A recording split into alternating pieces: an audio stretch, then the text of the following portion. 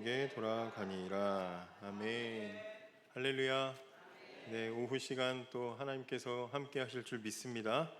네, 지난주에 이어서 성경 공부식으로 또 이렇게 함께 말씀을 알아가도록 하겠습니다. 한데 여러분들한테 좀 유익한 시간이 되었으면 좋겠는데요. 지난주에 두 분씩 짝지어 앉아주시기를 했는데 자리를 안 바꾸시죠? 자리를 그렇게 앉아주시면 너무나 감사하겠습니다. 이 소리가 약간 좀 날카로운데요. 약간 하울링이 약간 나는 것 같아요. 조금만 잡아주십시오. 지난 시간에 제가 우리가 성경 공부를 해야 되는 이유가 뭐냐, 왜 성경 공부를 했으면 좋겠나, 이렇게 세 가지 정도를 말씀드렸었는데 기억이 안 나시죠? 기억이 나시나요?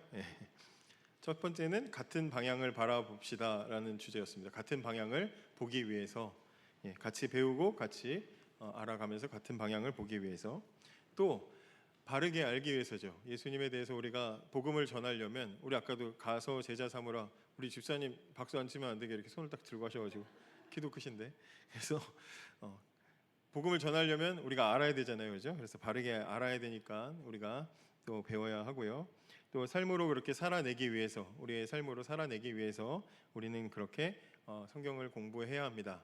그럼 이제 옆에 분과 한 주간 그렇게 또 사셨는지 네, 우리 같이 공부한 것 가지고 살아내려고 애쓰셨는지 한 2분 정도 한번 이야기를 해볼까요? 이제 역시 부부끼리 앉으신 분들은 한마디도 안 해요. 네. 청년들은 저를 보면 답이 나오나요? 옆에 분과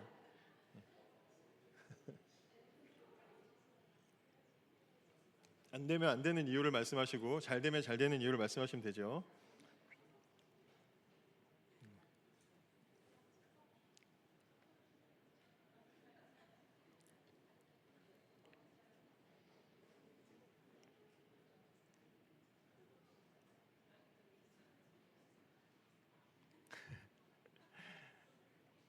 네.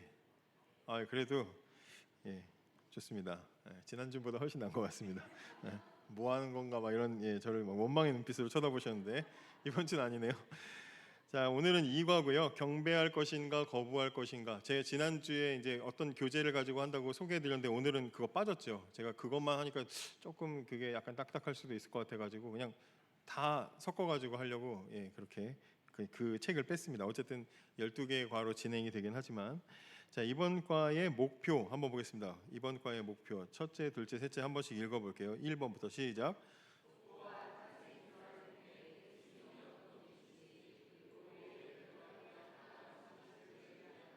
2번이요.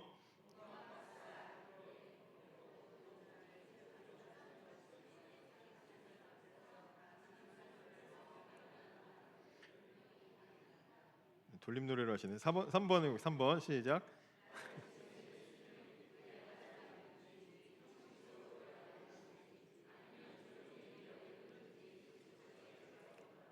네, 구주 탄생에 대한 세 가지의 반응들을 살펴보고 나는 어디쯤에 있는지를 이제 찾아보려는 게 오늘 이제 이 성경 공부의 목표라고 할 수 있겠습니다.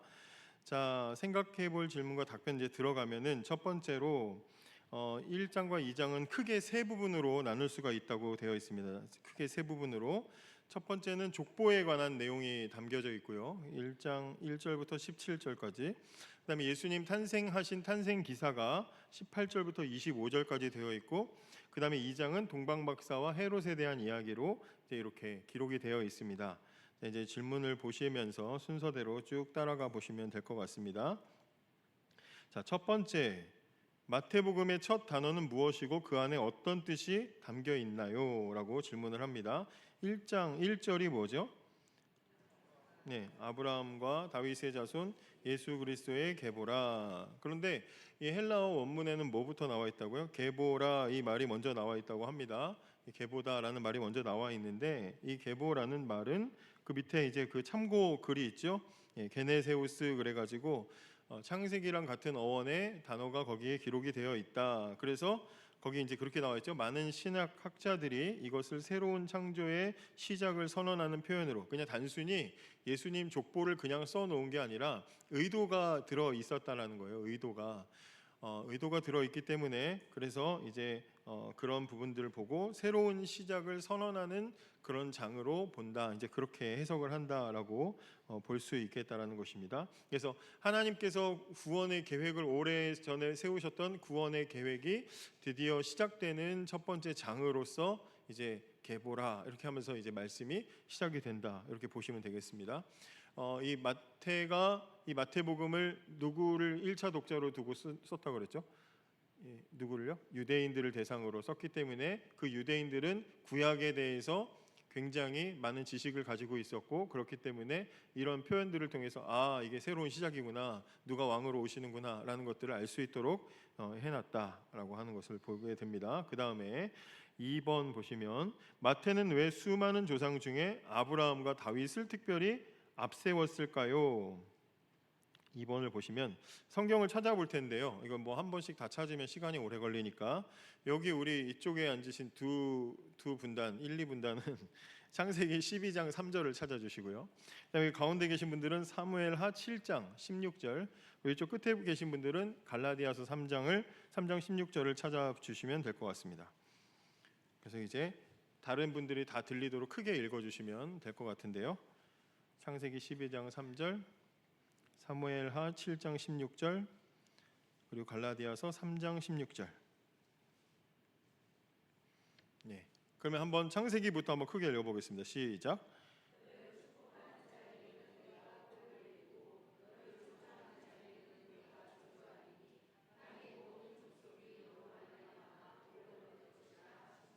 네, 아브라함에게 하나님이 뭘 약속하셨습니까? 복을 약속하셨죠. 복을 주겠다 약속을 하셨습니다. 자, 다윗에게는 무슨 약속을 하셨나? 사무엘하 한번 읽어보겠습니다.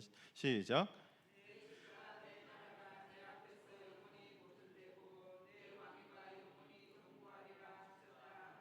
아멘. 예, 약속하신 것을 성취하시기로 약속하셨죠. 성취에 대한 약속을 성취하시기로 약속을 하셨고요. 그 다음에 갈라디아서 읽어볼게요. 갈라디아 시작. 약간 청년부가 약간 삐걱 지금 안 맞는 것 같은데요. 네. 청년부 때문인 것 같은데 다시 한번 맞춰서 읽어볼게요. 시작.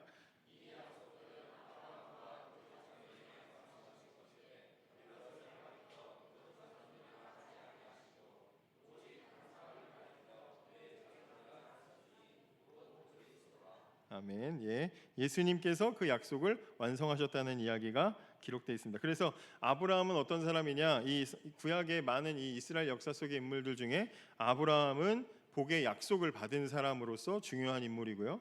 그 다음에 다윗은 그 약속을 부분적으로 성취한 사람, 또 그 다음에 오실 예수님을 이제 상징하는 인물로서 다윗이 굉장히 중요합니다. 그래서 다윗은 영원한 왕국을 허락받았잖아요. 근데 다윗이 영원한 왕국을 이루지는 못했죠. 다윗도 죄를 지었고 다윗의 왕국이 완전하지 못했지만, 그러나 하나님이 다스리시는 나라는 이런 나라다라는 일종의 모형을 보여줬죠. 그래서 그 이후로부터 하나님은 계속해서 선지자들을 통해서 다윗 같은 나라, 다윗 같은 왕, 이런 이야기를 계속했단 말이에요. 다윗 이후에도 다윗 같은 왕이 그 본보기가 됐단 말이죠. 그런 존재로서 다윗이라는 인물이 어디까지 이어지냐면 에스겔서에 보면 에스겔 37장에도 내 종 다윗이 그들의 왕이 되리니 그들 모두에게 한 목자가 있으리라.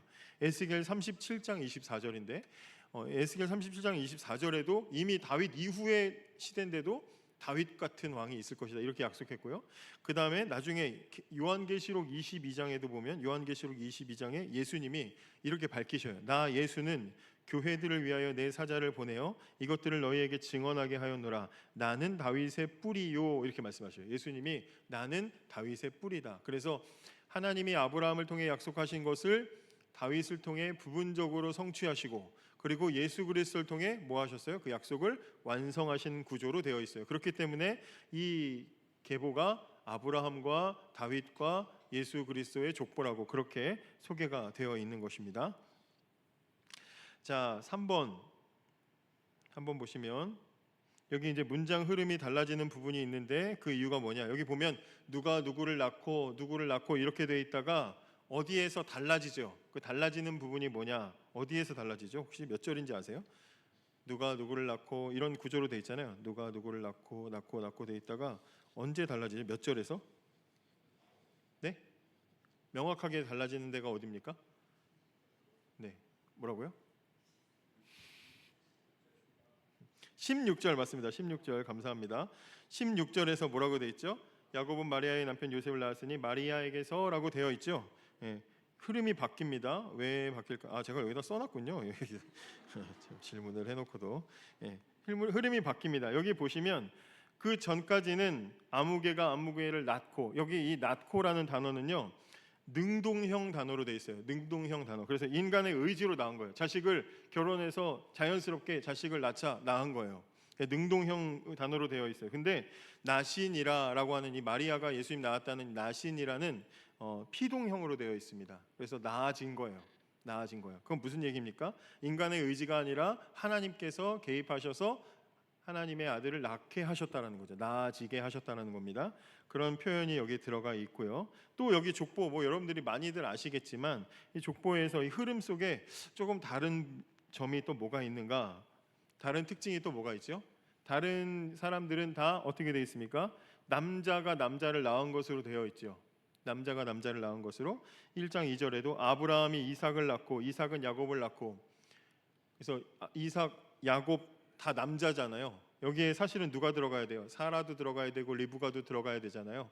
근데 그 이름들이 다 빠져 있습니다. 그래서 옛날 족보는 그렇게 기록이 됐다는 거예요. 남자만 들어가고 여자는 이제 빠지고 치사하게 이제 그렇게 기록이 되어 있다는 거죠. 근데 그렇게 되어 있는데 물론 이제 중간에 4명의 여인들의 이름도 있지만 그렇게 기록이 돼 있어요. 그래서 남자가 남자를 낳은 것으로 그렇게 대를 이어가는 구조로 되어 있는데 딱 한 군데만 그렇게 되어 있지 않습니다. 그게 아까 보셨던 16절이죠. 보시면 이렇게 되어 있습니다. 야곱은 마리아의 남편 요셉을 낳았으니, 그리고 보통 다른 기록 같으면 어떻게 돼요? 요셉이 그리스도를 낳고 이렇게 돼야 되는데, 근데 여기는 마리아에게서 낳았다라고 되어 있어요. 명확하게, 그죠?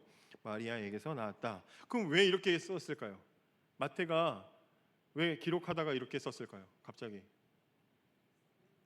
이 마태의 머릿속에 우리가 들어가 보진 않았지만 마태는 뭘 염두에 두고 지금 이렇게 썼을까요? 네? 마이크 앞에 앉으셨는데 왜 마이크 앞에 앉으셨어요? 예. 뭘까요? 뭘 딱 떠올렸을까요? 창세기 3장 15절을 떠올리지 않았을까요? 창세기 3장 15절이 무슨 말씀이죠? 거기 안에? 저 목사 오늘 왜 이렇게 질문을 많이 해? 예, 뭘까요? 내가 너로 여자와 원수가 되게 하고 내 후손도 여자의 후손과 원수가 되게 하리니 여자의 후손은 내 머리를 상하게 할 것이요 너는 그 발꿈치를 상하게 할 것이니라. 여자의 후손에 대한 이야기가 있죠. 여자의 후손에 대한 이야기.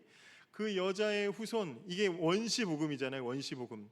옛날 이 당시의 복음의 메시지. 너가 아니라 하나님께서 보내신 그 여자의 후손을 통해 죄에서 너희를 구원할 것이다라는 메시지가 원시적인 형태지만 담겨 있는 거잖아요.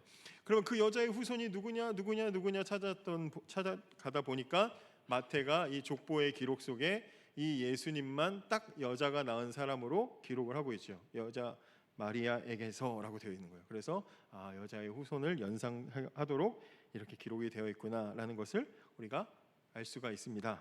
다 너무나 알고 계시는 거라서 한 분도 놀라는 표정을 짓지 않으셔서 그 다음에 그러면 왜 족보를 14대씩 묶었을까요? 이 17절에 보면 17절 우리 한번 같이 봉독해 볼게요. 17절 시작.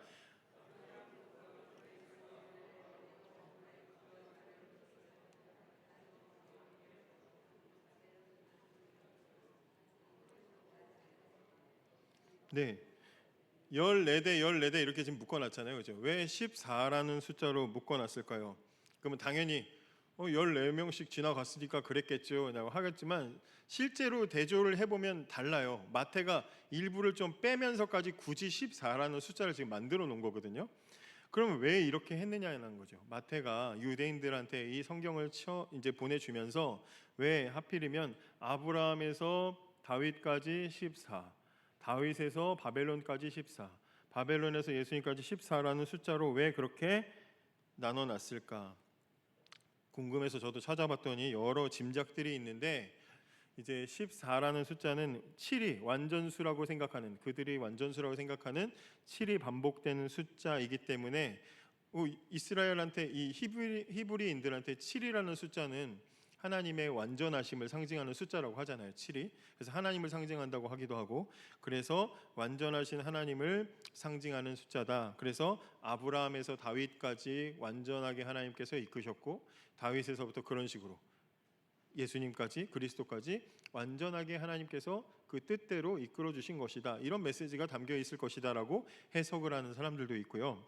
조금 더 신빙성이 있는 주장은 뭐냐면, 게마트리아라고 해가지고 히브리어의 그 알파벳이 있잖아요. 히브리어의 알파벳마다 숫자를 거기다가 다 붙여놨습니다. 우리로 치면 기억은 1이고 니은은 2고 이런 식으로 숫자를 붙여놨다는 거예요.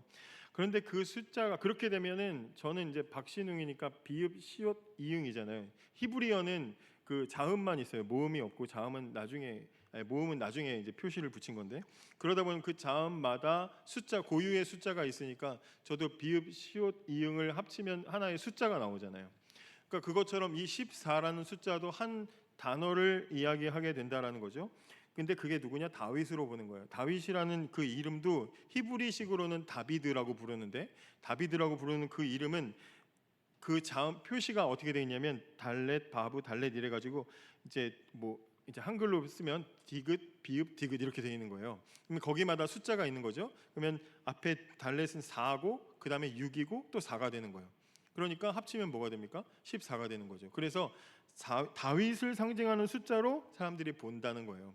이걸 왜 이제 그렇게 보느냐면, 실제 이제 구약의 족보에서 보면 사실은 마태가 그거보다 왕들이 더 있었는데 일부러 숫자를 줄여가지고 굳이 이렇게까지 맞추는 이유가 뭐냐, 여기서 계속해서 이 다윗이라는 인물로 좀 강조를 하려는 거예요. 왜냐하면 그 약속을 실제로 상징적으로 이룬 사람이고 예수 그리스도의 모델로서 비춰지는 인물이었기 때문에 마태가 일부러 이 족보를 다윗으로 가득 채워놓은 거다, 이제 이렇게 해석을 하는 거죠.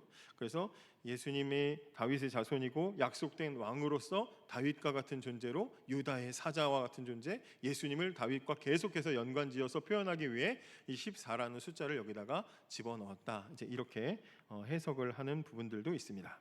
자, 그러면 아브라함에서 다윗까지의 시대가 있고, 그 다음에 다윗에서부터 바벨론까지의 어떻게 보면 이스라엘 왕국의 시대가 있었고요. 그 다음에 그 바벨론 나라가 망한 이후에 회복돼서 예수님까지, 바벨론부터 그리스도까지의 세 개의 시대로 나눌 수가 있는데, 그럼 각각의 이 세 개의 시대, 아브라함에서 다윗까지의 시대, 그 다음에 다윗에서 바벨론, 바벨론에서 그리스도까지의 시대를 제목을 붙인다면 우리가 어떻게 붙일 수가 있겠습니까?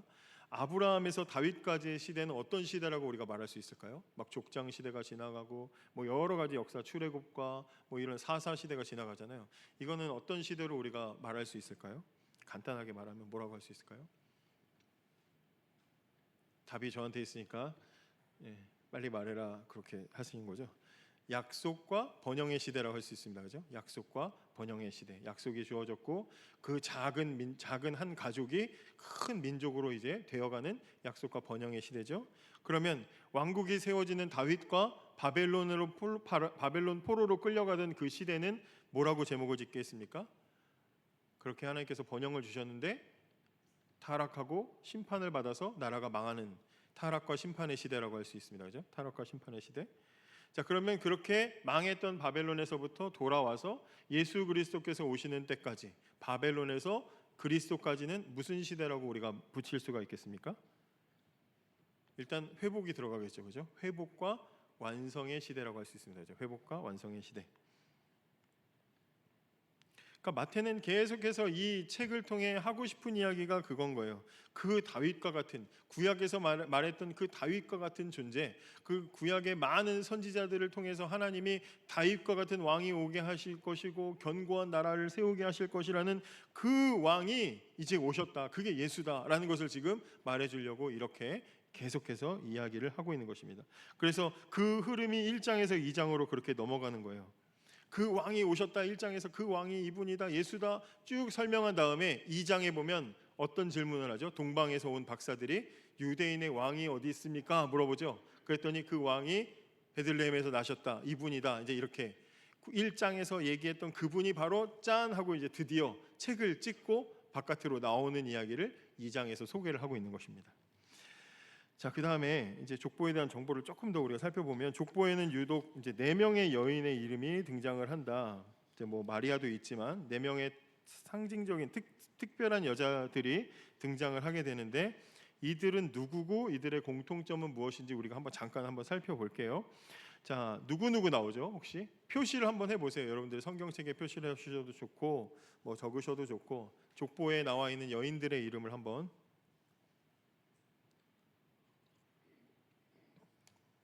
표시를 하면 좋을 것 같습니다. 여자 이름 같아서 체크하시면 안 돼요. 정확히 여자인 사람들한테만 체크하셔야 돼요. 세라 여잔가 이렇게 하시면 안 돼요. 남자예요. 여기 세라는. 자, 보면은 3절에 누구죠? 3절에 다말이라는 사람이 나오죠. 다말. 그다음에 5절에 라합. 또 5절에 누가 나오죠? 네, 롯이 나오고요. 그다음에 6절에 밧세바 우리아의 아내가 나옵니다. 자, 이 여인들은 다 어떤 사람들인지 한번 볼게요. 다말은 어떤 사람입니까? 다말은 자기 시아버지를 속여가지고 자식을 낳은 그런 여인이죠. 기구한 사연을 가진 여인입니다. 그 다음에 라합은요. 라합은 누구죠? 직업이 일단 그죠? 기생이죠. 가나안 여인이고요. 그죠?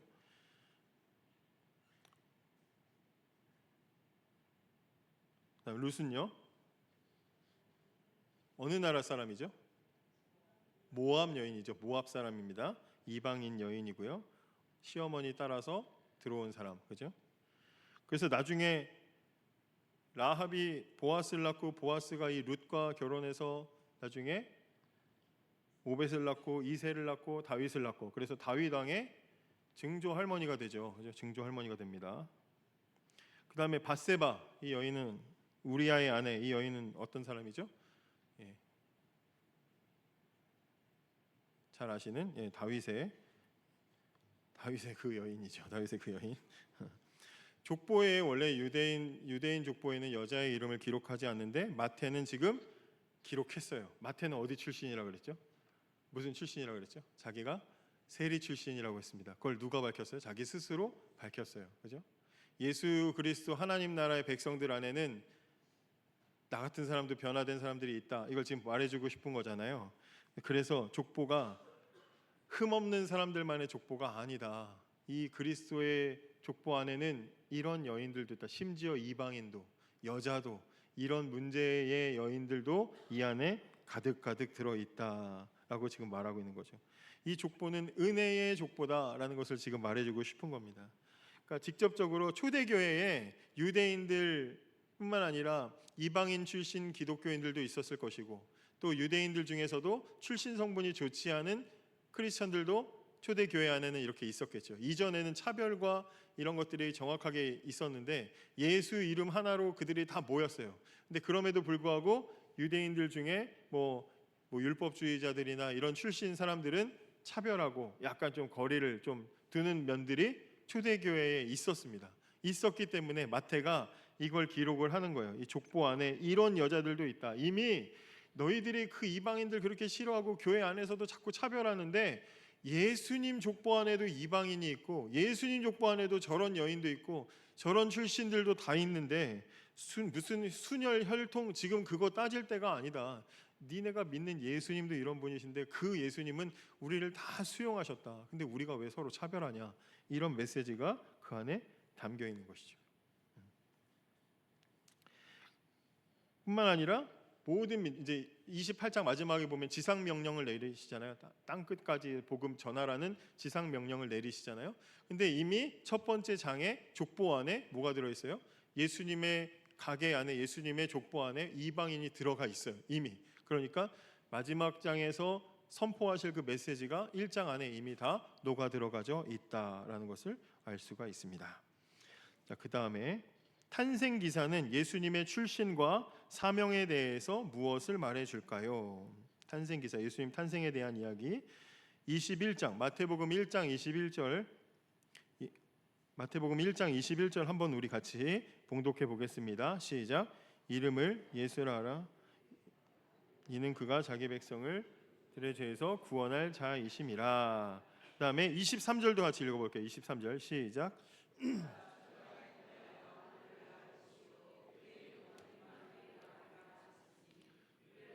즉 하나님이 우리와 함께 계시다 함이라. 아멘.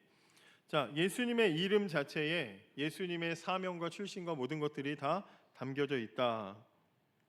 천사가 와서 예수님의 이름을 예수라 하라 이렇게 지으라고 했잖아요. 근데 그 예수라는 원래 이름은 무슨 뜻입니까? 예수라는 이름의 원래 뜻은 원래 무슨 뜻이죠? 하나님이 구원하신다, 하나님이 구원하신다 이런 뜻입니다. 그래서 여호수아, 호세아 다 같은 뜻을 가진 이름입니다. 여호수아, 호세아, 예수아 다 같은 이름이에요. 자, 그런데 그 전에 여호수아, 호세아 많은 여호수아, 호세아들이 있었고 많은 예수들이 있었겠죠. 이 이름이 처음 듣는 이름이 아니라는 말이에요. 이 이름은 많은 흔한 이름이었어요. 왜 흔한 이름이었냐면 이스라엘은 계속해서 침략을 받았죠. 침략을 받을 때마다 엄마가 부모님이 자식을 낳으면서 우리는 이렇게 침략을 받아서 힘들게 살아가고 있지만 내 자식 때는 하나님 제발 우리 자식 때에는 이 나라를 구원해 주십시오 하면서 그 소망을 담아가지고 자식의 이름을 하나님 구원해 주십시오. 여호와여 구원하소서. 하나님은 구원이십니다. 이런 뜻으로 여호수아야, 호세아야, 예수아야 이렇게 불렀단 말이죠. 수많은 아이들이 소망의 이름으로 그 이름을 받고 살았습니다. 저는 제 이름은 신웅이잖아요. 저는 제 이름 신웅이라는 제 이름 제가 어릴 때도 되게 싫어했어요. 왜냐면 사람들이 한 번에 못 알아들어가지고 신웅이냐 뭐냐 막 그래가지고. 근데 제 이름의 뜻은 뭔지 아세요? 제 이름 뜻 아세요 혹시? 아세요? 매울 신이라고 하면 이제 가만 믿을 신자에 수커 동자입니다. 수커 동자. 그래서 상남자죠. 수커 동자. 근데 믿음의 사람이 되라는 뜻으로 아버지가 지어주신 거예요. 제가 태어나자마자 믿음이 좋아가지고 너는 믿음의 사람일 수밖에 없구나가 아니라 그런 사람이 되려는 소망으로 담아주신 거죠. 여러분들의 이름 뜻도 다 그런 부분들이 다 있을 거 아니에요, 그렇죠? 그런데 지금까지는 다 소망의 이름인데 천사가 와서 아들을 낳을 것이니 그 아들의 이름을 예수라 하라. 흔한 예수라고 또 지으래요. 그리고는 그 이름의 뜻을 재정리해 줬어요. 뭐라고 정의했어요? 이는 그가 자기 백성을 저희 죄에서 구원할 바로 그 사람이다라고 지어준 거예요. 이전까지는 소망의 이름이었는데 지금 우리가 보는 21절의 이 예수님, 이 아기에게 지어진 이 이름은 바로 이 아기가 그 일을 할 주인공이라는 뜻으로 이름의 정의가 새롭게 정립된 거다 이 말이에요. 그러니까 이미 그 이름 속에 뭐가 있어요? 사명이 있죠. 살아갈 삶이 이미 그 안에 들어있죠. 또 처녀가 잉태의 아들을 낳을 것이요 그 이름을 임마누엘이라 하라. 임마누엘 무슨 뜻입니까? 우리와 함께 계시는 하나님 이런 뜻이죠. 그러니까 이분이 우리와 함께 하시기 위해 이 땅에 오신 하나님이라는 정체성이 그 이름 속에 들어있다 이 말이죠. 그래서 자기 백성을 저희 죄에서 구원하시고 그리고 그들과 함께 하시는 왕으로서 예수님은 이미 태어나실 때부터 갓난아기 때부터 그 소명을 받으셨다라는 것을 우리가 그 이름만으로도 충분히 알 수가 있고 그 이름 속에 뭐 자기 백성이 있대잖아요. 자기 백성이 있다는 얘기는 그 왕이고 그분은 왕이고 그분을 섬기는 백성들이 있다라는 말이잖아요. 그죠? 그러니까 그 이름만으로도 경배 받으시기에 합당하신 분이라는 것을 우리에게 알려주는 것입니다. 자, 이제 2장으로 넘어가면 2장에는 예수님의 탄생 소식에 앞서 세 종류의 사람이 등장합니다. 누구이며 각각 어떻게 반응했을까요? 한번 찾아보겠습니다. 자, 먼저 동방 박사들이 있죠. 2장 2절을 한번 같이 읽어보겠습니다. 2장 2절 시작.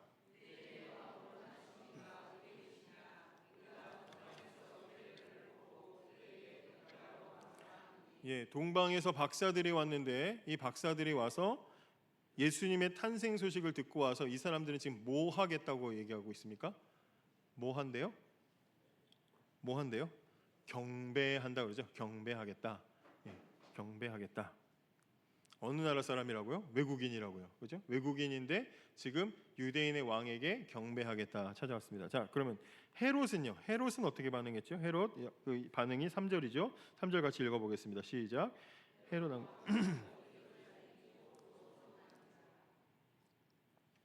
헤롯 왕은 듣고 이 소동한지라는 또 다른 버전에 보면 근심했다 이렇게 돼 있어요. 근심했다. 헤롯 왕도 근심하고 온 예루살렘이 근심했대요. 자, 왕이 근심한 건 할 수 있어요. 왜? 내가 왕인데 왕이 태어났다니까 근심할 수 있죠.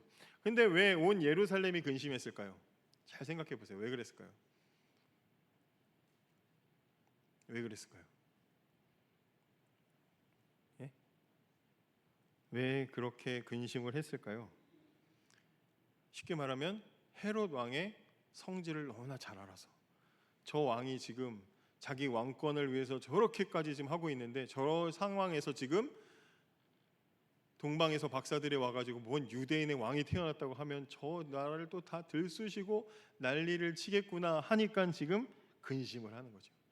어떻게 지금 큰일 났다 눈치만 보고 있는 상태가 되는 것입니다. 얼마나 민감할지를 알기 때문에 실제로 헤롯은 출신 성분이나 어떤 정치력 때문에 굉장히 민감하고 굉장히 예민한 사람이라고 그렇게 알려져 있죠. 두려움도 많고 근심도 많이 하는 그런 사람이었습니다. 그래서 나중에 어떻게 돼요? 2장 16절 내려가서 보시면 2장 16절 한번 같이 봉독해 보겠습니다. 시작. 이에 헤롯이 박사들에게 속은 줄 알고 심히 놓아, 이거 보세요. 심히 놓아요. 성질 부리잖아요. 그다음에 사람을 보내어 베들레헴과 그 모든 지경 안에 있는 사내 아이를 박사들에게 자세히 알아본 그때를 기준하여 2살부터 그 아래를 다 죽였다. 이죠. 이럴 줄 안 거예요. 이런 난리가 일어날 것을 알았기 때문에 예루살렘이 다 소동했다라는 것입니다. 자, 그러면 지금 또 하나의 사람들이 있죠. 종교 지도자들 성경에 대해서 맨날 연구하고 그거 가지고 막 그렇게 앞에서 막 가르치고 아는 척하는 그 사람들은 유대인의 왕이 태어났다는 소식에 대해서 어떻게 반응했는가? 4절과 5절을 한번 보겠습니다. 4절과 5절 같이 봉독합니다. 시작. 왕이 모든 대제사장과 백성의 서기관들을 모아 그리스도가 어디서 나겠느냐 물으니 이르되 유대 베들레헴이오니 이는 선지자로 이렇게 기록된 바. 지금 쭉 성경에서 이렇게 말합니다 하면서 지금 막 왕한테 보고를 하고 있습니다. 종교 지도자들은 알았을까요? 몰랐을까요? 알았을까요? 몰랐을까요?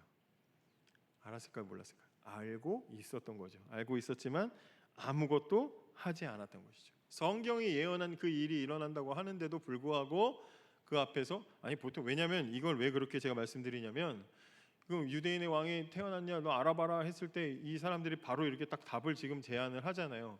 유대인들은 우리랑 달라요. 성경을 외우는 사람들이라고요. 외우고 있는 사람들이라고요. 근데 지금 이걸 이제 찾아가지고 지금 검색해서 알았다? 그게 아니라 알고 있었는데 말하지 않은 거죠. 말하지 않은 겁니다. 먼저 그렇게 성경을 잘 알고 있고 유대인의 왕이 예언대로 이루어진다고 했으면 찾아가서 경배를 했어야 되는데 오히려 지금 누가 경배해요? 이방인들이 찾아와서 경배를 하고 있단 말이죠. 그러니까 여기서 간단하게 적용을 하면 지식이 곧 믿음이 아니다. 그죠? 지식이 있다고 해서 성경 많이 안다고 해서 그게 바로 믿음으로 직결되는 것은 아니라는 걸 보여주죠. 우리도 예배당에서 오랫동안 말씀 많이 들으시고 교회 오래 다니고 우리도 이런 경력이 있지만 그러나 움직이지 않고 있는 것은 아닌지 우리는 돌아볼 필요가 있습니다. 자, 그다음에 2장에서 천국의 왕 예수님과 세상 왕 헤롯은 어떻게 대조되는가? 이제 이건 한번 여러분들이 이 표에다가 채워 보시면 좋을 것 같아요. 지금 참 너무 칸이 작아가지고 좀 그렇긴 한데, 자 신분적으로 봤을 때 예수님은 유대인이시죠. 근데 헤롯은 에돔의 혈통이 반쯤 섞여 있는 그런 사람이었어요. 그래서 이제 헤롯이 자기의 그 출신 성분 때문에 약간의 그 컴플렉스를 가지고 있었던 거거든요. 그래서 유대인의 왕으로 나신 이가 어디 계시뇨? 이 질문에 유대인의 왕이 났다고 여기에 이제 요즘 애들 말로 긁힌 거예요. 아 그래? 그러면서 지금 나온 거죠. 두려워했던 것입니다. 그다음에 권세의 근원, 힘의 근원이 뭐냐? 예수님은 하나님에게 보내심을 받은 분이죠. 네. 권세의 근원이 예수님은 하나님께 보내심을 받았습니다. 헤롯은요 로마의 힘으로 여기 앉은 사람입니다. 로마의 정치적인 힘으로 여기 앉아 있는 사람이에요. 그러면 그 힘은 영원하지 않겠죠.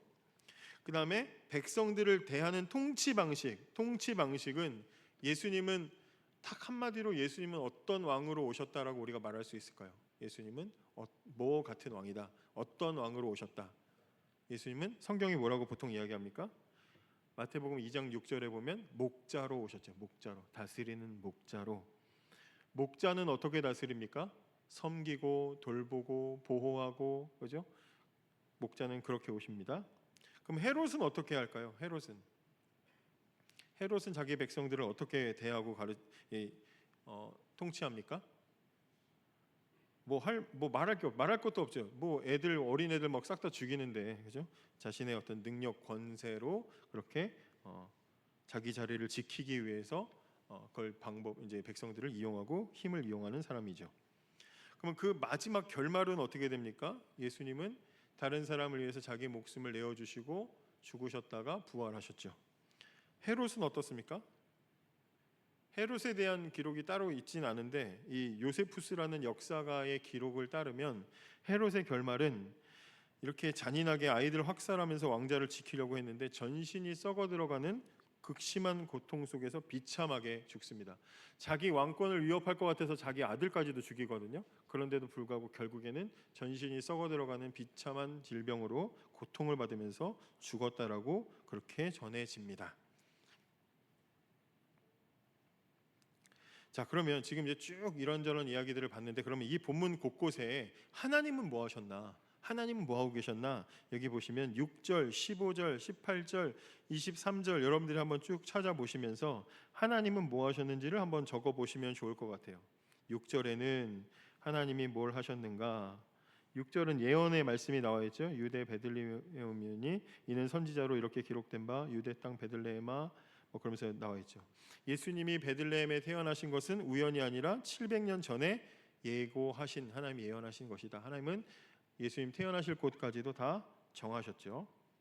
태어나실 곳 장소조차 다 정해두셨다. 15절에는 어떤 말씀이 있습니까? 15절에 이는 주께서 선지자를 통하여 말씀하신 바 애굽에서부터 내 아들을 불렀다 하심이라. 이거는 무슨 얘기냐면 이거 호세아 11장의 말씀을 인용한 건데 이 헤롯의 살해 위협을 피해서 애굽으로 이제 예수님이 피난하시잖아요. 그 피난하신 것은 근데 피난이 아니고 사실은 이 역사적인 이 성취가 이루어진 것을 보여주시려고 이렇게 하신 것이다라고 이제 그렇게 해석을 하는 거죠. 그다음에 18절에서도 여러분들 보시면 18절에서 예레미야 선지자의 이야기가 나와 있어요. 아이들 죽는 그 학살당하는 것이 이미 예고가 되어 있는 것으로 말씀에 이미 하나님께서 다 이미 예고를 하셨고요. 그 다음에 23절 나사렛이란 동네에 와서 사니 이는 선지자로 하신 말씀에 나사렛 사람이라 칭하리라 하심을 이루려 하심이라. 나사렛이라는 동네는 촌동네입니다. 시골 촌동네. 나사렛은 촌동네라서 나사렛 무시당하잖아요. 나사렛에 뭐 선한 것이 나겠냐 이렇게 무시당하잖아요. 그런 동네였는데 그래서 유대인들한테 나사렛 출신 이거는 멸시의 어떤 상징이었습니다. 대명사. 근데 하나님이 그 자리로 왕을 태어나게 하신 거예요. 거기서 자라게 하신 겁니다. 화려한 왕궁에서 자라게 하신 게 아니라 낮은 자리에서 자라게 하셔서 가장 낮은 데까지 오시는 왕이라는 것을 보여주시려고 하나님은 그렇게 예언을 하신 것이고 그 예언은 다 그대로 성취가 되었다라고 말하고 있습니다. 그러니까 이 하나님께서 지금 뭐 하셨냐, 뒤에서 무엇을 하셨냐, 이런 말씀 이루고 저런 말씀 이루고 이런 말씀 이루고 하셨다라는 얘기가 이 네 가지 말씀이 다 하고 싶은 이야기는 뭐예요? 세상을 헤롯이 주도하는 것처럼 보이지만 사실은 하나님이 다 주도하고 계시다라는 것을 우리에게 알려주고 있는 거죠. 하나님이 하신 일이구나. 그냥 세상에 헤롯이 그냥 갑자기 폭정을 해가지고 아이들을 죽인 게 아니라 하나님은 이것도 다 알고 계셨구나. 하나님 다 보고 계시는구나. 하나님 계획대로 다 이루어지고 있구나라는 것을 우리에게 알려주는 것이죠. 그럼 어떻게 되겠습니까? 박해 시대에 이 성경을 받아 보고 있는 유대인들은 초대교회 교인들은 어떻게 하겠어요? 지금 우리의 이 박해도 지금 이 교회의 어려움들도 하나님께서 다 이미 아시고 계시겠구나 하고 용기를 얻고 위로를 얻게 되겠죠. 마지막 10번입니다. 동방 박사들은 예수님을 찾아와 경배하고 예물까지 드렸습니다. 우리는 지금 예수님을 기쁘게 맞이하고 있을까요? 아니면 형식적으로 대하거나 조용히 밀어내고 있을까요? 예, 이 질문입니다. 이건 이제 우리 스스로 한번 대답을 해보면 될 것 같습니다. 동방 박사들이 예수님 찾아와서 2장 11절에 보면 엎드려 아기께 경배하고 보배합을 열어 황금과 유향과 모략을 예물로 드리니라. 동방 박사들은 유대인의 왕이 어디서 나셨냐 찾는 것으로 끝나는 게 아니라 찾고 나서 찾아가서 엎드리고 다 드리고 돌아옵니다. 그러니까 경배한다라는 건 자세만 가지고 경배가 되는 것이 아니라 삶을 다 내어 드리는 데까지 가는 게 그게 진짜 경배고 그게 진짜 찬양이고 그게 정말 영광을 돌리는 신자의 태도라는 것입니다. 오늘 아침에 나눈 말씀과 같은 이제 일맥상통하는 부분으로 주님을 섬기는 것, 주님을 경배하는 것, 주님께 영광 돌리고 찬양하는 것은 그냥 가서 있는 것으로 끝나는 게 아니라 다 드리고 오는 것이다라는 것을 우리가 적용해 볼 수가 있겠습니다. 자, 오늘 보신 부분을 통해서 한 왕의 탄생을 중심으로 사람들의 반응이 각기 다 다르게 나타났습니다. 경배하는 사람도 있었고 거부하고 죽이려는 사람도 있었고 모른 척 외면하고 슬쩍 밀어내는 사람들도 있었습니다. 이 세 가지의 반응이 저와 여러분의 신앙생활 속에 조금씩 다 담겨 있습니다. 받아들일 때도 있고 밀어낼 때도 있고 강하게 거부할 때도 있고 이제 우리는 어떻게 살아가야 되는지 한번 스스로 솔직하게 적용하고 나누어 보면 좋을 것 같습니다. 예. 옆에 분과 나누라고 하면 또 싫어하실 것 같아서 예, 그렇게 함께 생각해보고 나눌 수 있으면 좋겠습니다. 자, 기도하겠습니다. 기도 제목이 있는데 여러분들 한번 보시면서 이것 가지고도 기도하시면 좋을 것 같습니다. 오늘은 제가 기도하겠습니다. 하나님 감사합니다. 오늘 마태복음 이 초반의 말씀들을 통해서 이 땅에 하나님께서 약속하시는 그 왕이 오셨는데도 불구하고 정작 유대인들은 아무도 반응하지 않았지만 이방인인 동방 박사들이 찾아와서 그 주님을 경배한 모습을 봅니다. 아버지 하나님, 우리는 어느 자리에 있는지 우리 자신을 돌아볼 수 있도록 인도해 주시고 아버지 하나님, 우리가 주님을 향해서 단순히 그 자리에 있는 것으로 끝나는 것이 아니라 우리의 삶을 다 내어드릴 수 있는 참된 경배로 참된 찬양으로 하나님께 영광 돌릴 수 있도록 우리의 삶을 붙들어 주시옵소서. 정말 주님께 영광 돌리는 복된 삶을 살아갈 수 있도록 인도해 주시기를 간절히 원하오며 예수님의 이름으로 기도합니다. 아멘. 우리 말씀으로 축복하겠습니다. 피곤하시죠? 피곤하시죠? 저도 피곤한데 다 피곤하시죠? 여호와는 내게 복을 주시고